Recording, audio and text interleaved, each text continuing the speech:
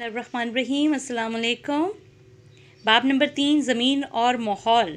आज के इस टॉपिक से हम अपना जो नेक्स्ट शॉर्ट क्वेश्चंस हैं उनको रीड करेंगे और इसके लिए जो हमारा नेक्स्ट पिछले लेक्चर में हम 2 क्वेश्चंस को थोड़ा लेंथी थे चूँकि वो अंडरस्टैंडिंग के पॉइंट ऑफ व्यू से, तो उस पर ज़्यादा हमारा टाइम लगा। लेकिन नेक्स्ट में जो क्वेश्चंस हैं सेम और थोर का मफ़हूम लिखिए, ये हमें सफ़ा नंबर 89 पे, ये पेज नंबर 89 पे हमें इसका आंसर मिलेगा। लेकिन इसका आंसर जो है वो थोड़ा सा बिखरा हुआ है, तो इसलिए मैंने कोशिश की है कि आपके लिए इस क्वेश्चन को रीराइट करूं और जो फोकस करेगा मटेरियल उसी को ही पढ़ाऊं आपको। तो जैसे कि यहाँ पे आप देख सकते हैं कि आपकी बुक के रीडिंग पेज नंबर 89 से ही ये मटेरियल लिया गया है, जिसमें जैसा कि आपको नज़र आ रहा है सेम का मफ़हूम। सेम क्या होती है कि बाज़ औक़ात ज़ेरे ज़मीन पानी की सतह जो होती है, जो लेवल होता है वाटर का, वाटर टेबल वो राइज़ हो जाता है। और क्या होता है कि पानी मसामों से गुज़र के, ज़मीन के मसामों से गुज़र कर ज़्यादा मिक़दार में सतह ज़मीन पर आ जाता है, यानी ऊपर की सतह पे आ जाता है और ज़मीन जो है वो दलदल बन जाती है, कीचड़ मड से भर जाती है और इस तरह ये ज़मीन जो होती है वो काबिल काश्त नहीं रहती है और बहुत हद तक ये जो इसकी ज़रखेज़ी जो होती है वो ख़त्म हो जाती है। यानी वाटर टेबल जब राइज़ होता है तो पानी जो है वो उसके मसामों से गुज़र के ऊपर लेवल पे आ जाए। थोर का मफ़हूम, थोर जो है वनेरी पानी की वजह से ज़ेरे ज़मीन पानी की सतह में इजाफ़ा हो जाता है। जैसे किसी इलाके में पानी की सतह जो है वो 5.1 मीटर तक अगर रह जाती है तो इस पानी में मौजूद जो नमकियात होते हैं वो पानी के साथ ही ज़मीन की सतह पे आ जाते हैं। जैसे यहाँ पे ये पानी ज़मीन के मसामों से गुज़र के ऊपर आया तो इसके साथ इसमें मौजूद नमकियात भी ऊपर आ जाते हैं।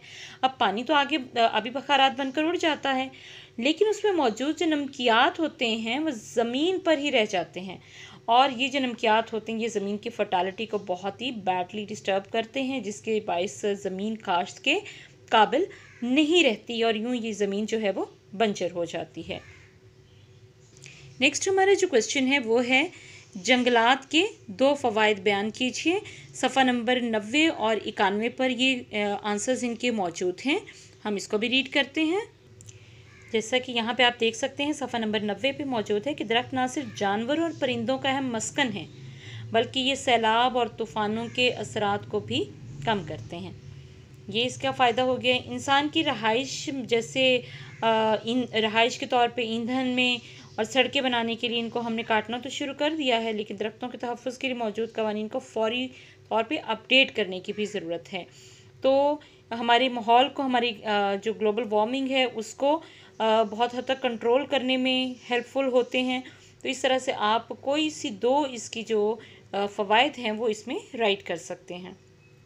इसके साथ सफ़ा नंबर 78 पर 78 पेज पे ये जंगलात की अहमियत का जो हमने टॉपिक बहुत ही डिटेल में पढ़ा है, इनमें से आप कोई से जो यहाँ पे रिटर्न आपके इतने सारे तकरीबन 15 के करीब ये फ़वाइद लिखे गए हैं, इनमें से कोई से 2 फ़वाइद जो हैं वो लिख सकते हैं। चाहे वो लकड़ी की अवेलेबिलिटी के हवाले से लिखें या आप आब हवा को खुशगवार बनाने के हवाले से लिखें, चाहे इसे बारिश बरसाने के लिए हेल्पफुल समझें या फिर दीगर यहाँ पे जिस तरह से दिया गया है सेम और थोर पे कंट्रोल के हवाले से, तो ये आप इसमें राइट कर सकते हैं।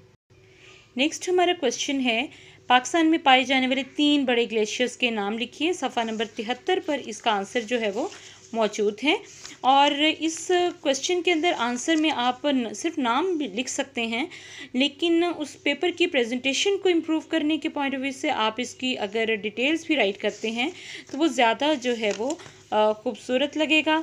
जिस तरह कि यहाँ पे मौजूद है आपकी बुक के अंदर सियाचिन ग्लेशियर है, इसके साथ आप अगर देखें तो बाल्टोरो ग्लेशियर है, बतूरा ग्लेशियर है। इनमें से कोई सी आप अपनी चॉइस की कोई से 3 जो है वो ग्लेशियर्स, उनकी डिटेल्स जो है वो आप दे सकते हैं कि ये इलाके जो हैं इनकी एक तो लंबाई जो है उसमें डिफरेंस होगा, तो ये आपने करना है। उसके बाद इसकी लोकेशन को कर सकते हैं आप कि किस जगह पे वाक़ है। ये 2 इंपॉर्टेंट चीज़ें हैं जिन पे आप फोकस करेंगे और आप इनमें से कोई सी रिक्वायर्ड जितनी भी डिटेल्स हैं उसमें आप इसकी डिटेल्स जो हैं वो लाजमी राइट करेंगे। नेक्स्ट में हमारा जो क्वेश्चन है वो है पानी को आलूदगी से बचाव के 2 तरीके बयान कीजिए। ये 87 पेज जो है इस पे हम देखेंगे कि ये किस तरह से हम पानी जो है उसको आलूदा होने से बचा सकते हैं। तो यहाँ पे आपका ये टॉपिक है आबी आलूदगी। यहाँ पे देखिए कि हम किस तरह से इसे बचा सकते हैं। हम इसका अखराज जो है वो फैक्ट्रियों से खारिज होने वाला जो पानी है वो केमिकल मादों पे मुश्तमिल होता है। तो इनको ये चूँकि डायरेक्ट ही दरियाओं और नहरों और समंदरों का हिस्सा बनते हैं और ज़ेर ज़मीन पानी भी मुख्तलिफ़ किस्म के कीड़े मार अद्वियात और खादों के इस्तेमाल की वजह से बहुत ही आलूदा हो जाता है। तो यहाँ पे आपने इसकी जैसे रीज़न दी गई है कि फ़िल्ट्रेशन प्लांट लगाकर साफ़ करने के बाद इसको दरियाओं या नहरों में डालना चाहिए। इस तरह से आप इसकी आबी आलूदगी के हवाले से आप इसकी दो जो हैं वो कोई सी फ़वाइद जो है वो लिख सकते हैं या इसके तरीके जो हैं वो लिख सकते हैं। नेक्स्ट में है सहरा ज़दगी, जिसे हम डेजर्टिफिकेशन कहते हैं, यानी ज़मीन का सहरा में तब्दील होना। इसकी आपने डिटेल राइट करनी है, इसकी तारीफ़ राइट करनी है, जो कि मौजूद होगी सफ़ा नंबर 88 पे। तो हम इसको रीड करेंगे। जैसा कि यहाँ पे आपके पेज नंबर 88 पे ये मटेरियल मौजूद है। यहाँ पे मैंने निशान लगा दिया है कि इंसानी सरगर्मियाँ, जानवरों का चरना, दरख्तों का कटाव जो है अपनी ज़रूरियात के लिए ज़मीन को में बार बार फसलों का उगाना और इसे रेस्ट ना देना, जिसके बाद ज़मीन बंजर हो जाती है और इसकी फर्टालिटी जो है वो कायम नहीं रहती है और वो काबिल काश्त भी नहीं रहती। इस सारे अमल को जिसमें हम ज़मीन को नाकारा और बंजर बना देते हैं, इसको हम कहते हैं डेजर्टिफिकेशन, यानी ज़मीन का सहरा में तब्दील होना। हमारा नेक्स्ट क्वेश्चन है, पाकिस्तान में नहरों की इकसाम लिखिए। सफ़ा नंबर 77 पे इसकी डिटेल्स जो हैं वो मौजूद होंगी। तो हम इसको रीड करते हैं। यहाँ पे हमारे पास सफ़ा नंबर 77 पर ये मौजूद हैं, यानी इसमें नहरों का बताया गया है कि कौन कौन सी किस्म की नहरें होती हैं पाकिस्तान में। जो सबसे पहले दिया गया ये तुगयानी या सैलाबी नहरें, जिसे हम फ्लड कैनाल्स भी कहते हैं, यानी ये वो नहरें होती हैं जो सिर्फ सैलाब के दिनों में पानी का बहुत ज़्यादा डैम्स में भर जाने के बायस इन नहरों में पानी जो है वो खुद ब खुद ही आ जाता है। और तुगयानी नहरें ज़्यादातर राजनपुर में, डेरा गाजी खान और मुजफ्फरगढ़ के इलाकों में हैं। उसके बाद दवामी नहरें, यानी हमेशा बहने वाली नहरें, जैसे ये नहरें दरियाओं पर बंद बांध कर निकाली जाती हैं। ये आपने इस पे फोकस करना है कि बंद बांध कर निकाली गई हैं और ये सारा साल बहती हैं, परमानेंट होती हैं। बंद के ज़रिए दरिया का पानी रोककर ज़रूरत के मुताबिक इसे नहर में छोड़ा जा सकता है। ये नहरें डैम, बैराज या हेडवर्क के साथ मुंसलिक होती हैं और सारा साल आपाशी के लिए पानी मुहैया करती हैं। नेक्स्ट में आप देखिए गैर दवामी नहरें, यानी जो कि परमानेंट नहीं होती, सारा साल नहीं बहती हैं, सीजनल भी हम इन्हें कह सकते हैं कि बरसात के मौसम में जब पानी ज़्यादा होता है तो ये नहरों में पानी की मिक़दार बढ़ा दी जाती है। ये नहरें चलती हैं और ख़रीफ की फसल के लिए पानी भी फराहम यही करती हैं। और इसके अलावा दवामी नहरों की तरह ये गैर दवामी नहरें भी हेडवर्क्स के साथ ही होती हैं, जिसके ज़रिए पानी को कम बेश किया जा सकता है, यानी कम या ज़्यादा किया जा सकता है। हेडवर्क्स बेसिकली क्या होती है, जहाँ पे पानी की डिस्ट्रीब्यूशन टुवर्ड्स अ कैनाल जो है वो होती है, यानी नहरों में पानी जो है वो हेडवर्क्स के थ्रू ही, ये एक सिस्टम होता है तो इसके थ्रू भेजा जाता है। दरियाओं में पानी की कमी जो होती है होने की वजह से रबी की फसल के लिए नहरें पानी मुहैया नहीं करती हैं। इन नहरों को शशमाई नहरें, यानी 6 महीने बहने वाली नहरें भी कहा जाता है। जबकि इसके साथ नेक्स्ट में जो आपको नज़र आ रही हैं ये हैं लिंक कैनाल्स, यानी लिंक कैनाल जिसे हम राब्ता नहरें भी कहते हैं। ये सुबह पंजाब के 2 दरिया यानी सतलुज और रावी, चूँकि इनके पानी पर भारत का हक तस्लीम कर लिया गया था 1960 के माहदे के मुताबिक, तो इन दरियाओं में पानी जो है वो अब ना होने के बराबर है। भारत ने पीछे डैम्स बना के पानी सारा रोक लिया, जिसके बायस इन दरियाओं में पानी की बेहद कमी हो गई है। लेकिन चूँकि ये पाकिस्तान के बहुत ही रिच फर्टाइल लैंड से गुजरने वाले दरिया थे, तो इस वजह से पाकिस्तान एक बहुत बड़ा लॉस बर्दाश्त नहीं कर सकता था। लिहाजा भारत ने इन दरियाओं से तो नहरें निकाली हुई हैं, इसलिए पाकिस्तान में इन दरियाओं में पानी की कमी को राब्ता नहरें ही पूरा करती हैं। यानी हमारे जो मशरक़ साइड पे मौजूद दरिया हैं जैसे रावी, सतलुज, ब्यास, इन दरियाओं को मगरिब की तरफ से आने वाले जो दरिया हैं सिंध, झेलम और चनाब, इनसे नहरें निकाल के इन मगरबी दरियाओं से तो ये रावी और सतलुज को पानी फ्राहम किया जाता है।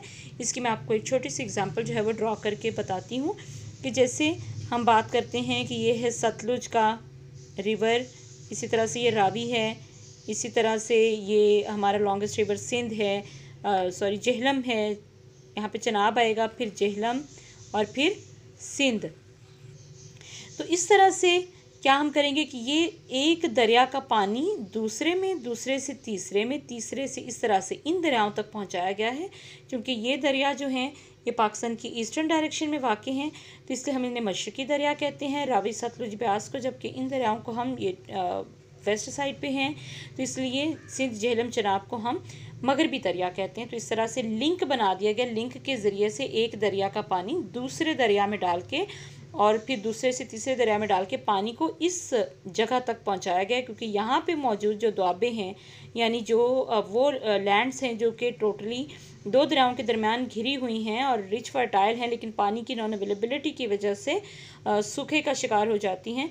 तो इस वजह से ये नहरें जो हैं वो बहुत ही कारगर होती हैं। ओके, नेक्स्ट हमारा जो क्वेश्चन है वो है ज़मीनी दर्जा हरारत में इजाफे की वजह से किस किस्म की मौसमियाती तब्दीलियाँ जो हैं वो वकूअ पज़ीर हो रही हैं, रूनुमा हो रही हैं। तो इसका आंसर हम फाइंड करेंगे पेज नंबर 86 पे।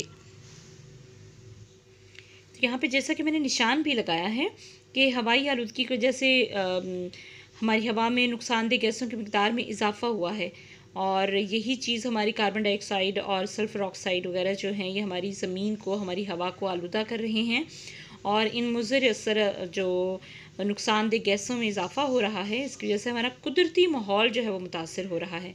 इसका नुकसान क्या हो रहा है? एक तो ओजोन लेयर का की तह जो है उसका ख़ात्मा हो रहा है, उसमें सुराख हो रहे हैं, होल हो रहे हैं, और दूसरा है दर्जा हरारत ज़मीन का बढ़ रहा है जिसे हम ग्लोबल वार्मिंग कहते हैं।